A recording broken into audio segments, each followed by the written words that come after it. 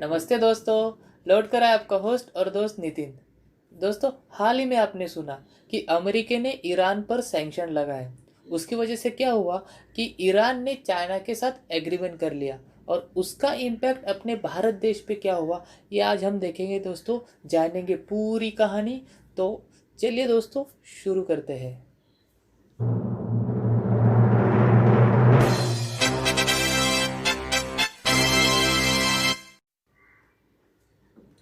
तो दोस्तों, ये कहानी शुरू होती है 2015 से। 2015 में बराक ओबामा जी की सरकार थी अमेरिका में। तो बराक ओबामा जी ने बड़े ही 2 साल निगोशिएट करके ईरान के साथ न्यूक्लियर डील साइन किया था दोस्तों। मगर हाल ही में जो डोनाल्ड ट्रंप जी की सरकार है, उन्होंने वो डील तोड़ दी और ईरान के ऊपर सैंक्शन लगा दिए। उस सैंक्शन के चलते इनको बहुत सारी दिक्कतें होने लगी दोस्तों, जैसे कि इंटरनेशनल बैंकिंग सिस्टम जो है अपने वर्ल्ड बैंक और आईएमएफ, इनका एक्सेस ये खो चुके हैं। उसके बाद दूसरी बात मैं बताना चाहता हूँ दोस्तों कि इनका जो इन्वेस्टमेंट है और ट्रेड है, इसमें भी उनको दिक्कतें होने लगी। जैसे कि आपको पता है दोस्तों, ईरान जो लार्जेस्ट ऑयल प्रोड्यूसिंग कंट्रीज है उसमें उसमें से एक देश है। और इनकी जो इकोनॉमी है वो पूरी डिपेंड है ऑयल, यानी उनका लार्जेस्ट सोर्स जो है इन रेवेन्यू का, वो है ऑयल एक्सपोर्ट करके जो रेवेन्यू आता है वो। तो हाल ही में कोरोना पैंडेमिक के चलते पूरे देशों में अभी लॉकडाउन चल रहा है, तो ऑयल को यूज़ ही नहीं कर रहा है। उसकी वजह से क्या हो रहा है कि ये रेवेन्यू जनरेट नहीं कर पा रहे। तो पहले से इनके ऊपर दिक्कतें चल रही थी, ऊपर से सैंक्शन की वजह से बहुत ज़्यादा दिक्कतें बढ़ गई।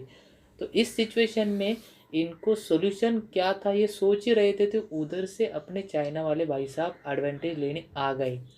चाइना वाले भाई साहब ने इनको याद दिलाया कि भाई साहब 2016 में हमने आपको एक एग्रीमेंट का ऑफर दिया था जो अभी भी ओपन है। अगर आप चाहते हो कि आपकी सारी दिक्कतें ख़त्म हो जाए तो आप वो एग्रीमेंट साइन कर दीजिए, हम आपकी सारी दिक्कतें ख़त्म कर देंगे।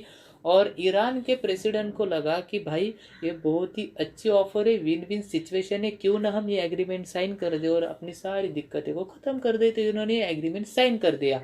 मगर अभी भी ईरान के पार्लियामेंट में एग्रीमेंट साइन होना, इन्हें एक्सेप्ट करना बाकी है दोस्तों। ये तो हुई अब की बात। अभी आगे की बात ये सुनो दोस्तों कि ये जो एग्रीमेंट साइन हुआ है दोस्तों हाल ही में इन दोनों के साथ, ये एग्रीमेंट के मुताबिक जितने भी मिलिट्री एक्सरसाइजेस है, जितने भी प्रैक्टिस है यानी ट्रेनिंग वगैरह है, ये जॉइंटली करेंगे। इंटेलिजेंस शेयर करेंगे एक दूसरे का, ईरान और चाइना। उसी के साथ चाइना ने बहुत सारी इन्वेस्टमेंट की है, बहुत सारे प्रोजेक्ट इन्होंने चाइना ने फाइनलाइज किए हैं ईरान के। और जैसे कि आपको पता है चाइना की पॉलिसी क्या है दोस्तों, ये डेट ट्रैप पॉलिसी अपनाता है। यानी क्या कि किसी भी कंट्री को इतना सारा लोन दे दो कि वो चुका ही नहीं पाए, उसके बाद में अपना हक जताता है उस कंट्री में, वो कंट्री को अपना गुलाम बना देता है। ऐसा ही कुछ कर रहा है ईरान के साथ।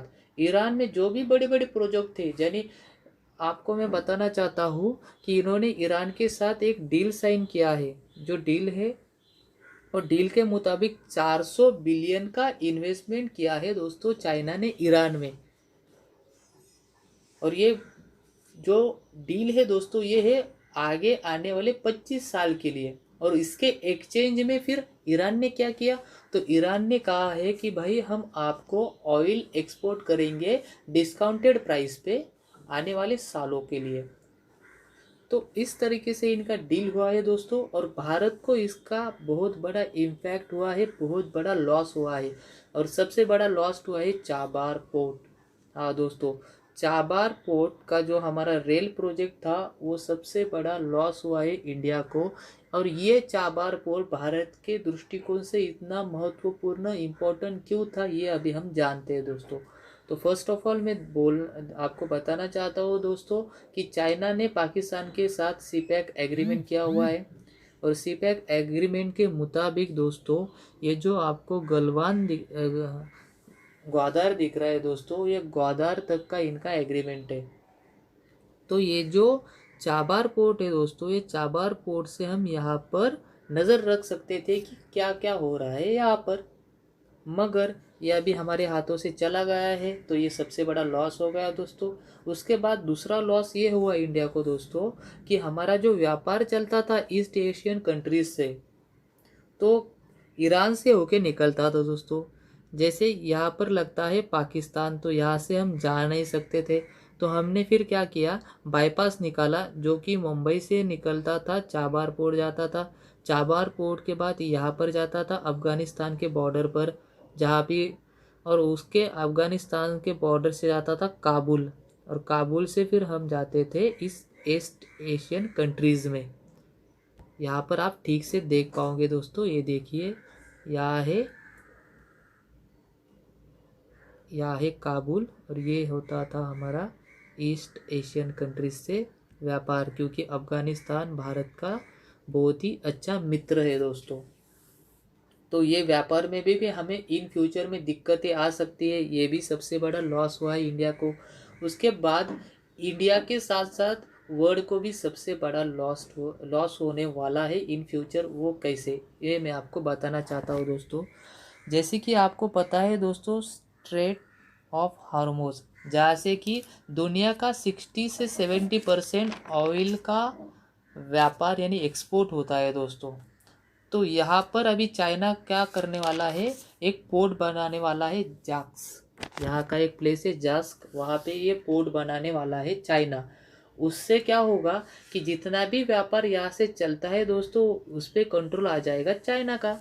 और चाइना का एक बार कंट्रोल आ जाने के बाद आपको तो सभी को पता है कि चाइना फिर एडवांटेज लेने में कभी भी पीछे हटता नहीं है।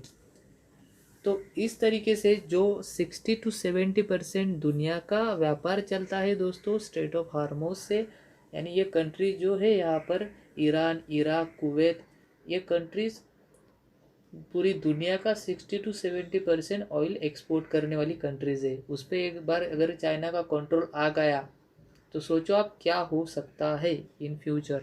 तो ये सबसे बड़ा खतरा दुनिया को और इंडिया को फ़िलहाल में है। तो इसके रिजोल्यूशन में यानी इसके सॉल्यूशन में अभी इंडिया क्या कदम उठाएगा ये हम आगे देखेंगे, और इस पे बहुत ही बड़ी चर्चा होनी चाहिए इंडियन पॉलिटिक्स में। और आगे हमें चलकर बहुत सारी न्यूज़ सुनने में मिलेंगी। ईरान के साथ कुछ एग्रीमेंट है हमारे जो अभी भी होल्डिंग पे है, क्योंकि चाबार का एग्रीमेंट अभी पूरी तरह से कैंसिल नहीं हुआ है, अभी भी वो होल्ड पे है।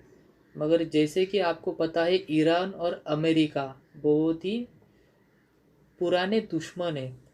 तो ईरान और अमेरिका दुश्मन होने की वजह से चाइना वालों ने जो एडवांटेज उठाना था वो उठा लिया है, मगर इसमें लॉस हो रहा है दोस्तों इंडिया का, क्योंकि इंडिया के रिलेशन अभी यूएस के साथ अच्छे हैं, और यूएस के साथ अगर रिलेशन ख़राब नहीं करने हैं तो फिर ईरान के साथ जो उन्होंने सैंक्शन लगाए गए हैं तो हमें वो सैंक्शन को क्रॉस नहीं करना पड़ेगा, जिससे कि हमारी यूएस के साथ रिलेशन ख़राब नहीं हो पाए।